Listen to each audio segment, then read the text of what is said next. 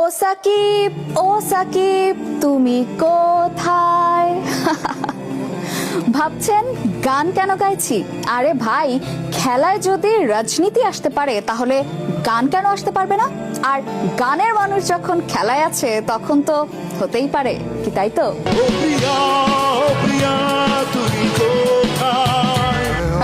এবার আসি মূল প্রসঙ্গে।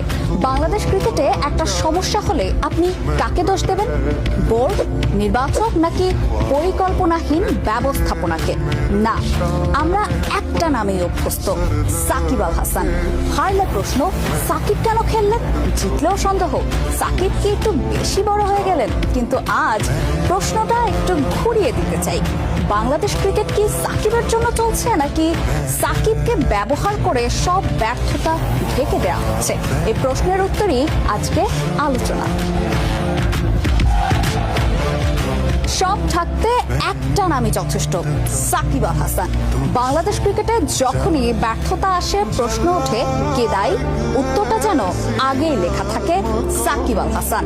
বিশ্বকাপ ব্যর্থতা, দল নির্বাচন নিয়ে বিতর্ক, ড্রেসিং রুমের অস্বস্তি, অধিনায়কত্বের টানাপোড়েন, সবকিছু শেষে বোর্ডের সবচেয়ে নিরাপদ ঢাল হয়ে ওঠেন একজনই, তিনি সাকিব।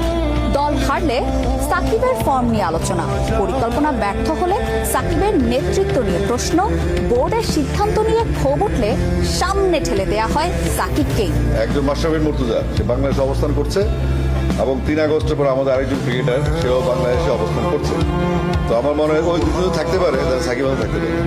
প্রশ্ন হলো, সব সমস্যার উৎস কি সত্যি একজন খেলোয়াড়, নাকি কাঠামোগত দুর্বলতা, ভুল পরিকল্পনা আর জবাবদিহিতার অভাব থাকতেই বারবার ব্যবহার করা হয় একটি নাম? যদি বেসড অন সাকিব আল হাসানের অ্যাভেলেবিলিটি, ফিটনেস এবং এক্সেসিবিলিটি প্লাস হচ্ছে যেইখানে খেলা হবে ভেন্যুতে ওখানে যদি প্রেজেন্স থাকার মতো ক্যাপাসিটি থাকে, অবশ্যই বোর্ড বা সিলেকশন প্যানেল সাকিব আল হাসানকে পরবর্তীতে সিলেকশনের জন্য বিবেচনা করবে। সাকিব আল হাসান নিঃসন্দেহে দেশের ইতিহাসের সেরা ক্রিকেটার, কিন্তু তিনি কি বোর্ডের ব্যর্থতা ঢাকার পর্দা, নাকি প্রতিবার ব্যর্থতার পর স্যাক্রিফিশিয়াল ল্যাম্প? যখন কোচিং প্যানেল ব্যর্থ, নির্বাচকরা প্রশ্নবিদ্ধ, দীর্ঘমেয়াদী পরিকল্পনা নেই, তখন আলো ঘুরে যায় একজনের দিকে, কারণ তাকে সামনে রাখলে পেছনের চিত্র আর দেখা যায় না।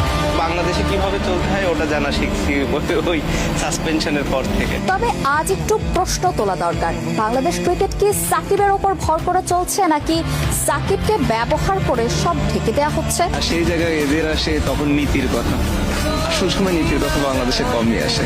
কারণ একজন ক্রিকেটার দিয়ে আর পুরো ব্যবস্থার দায়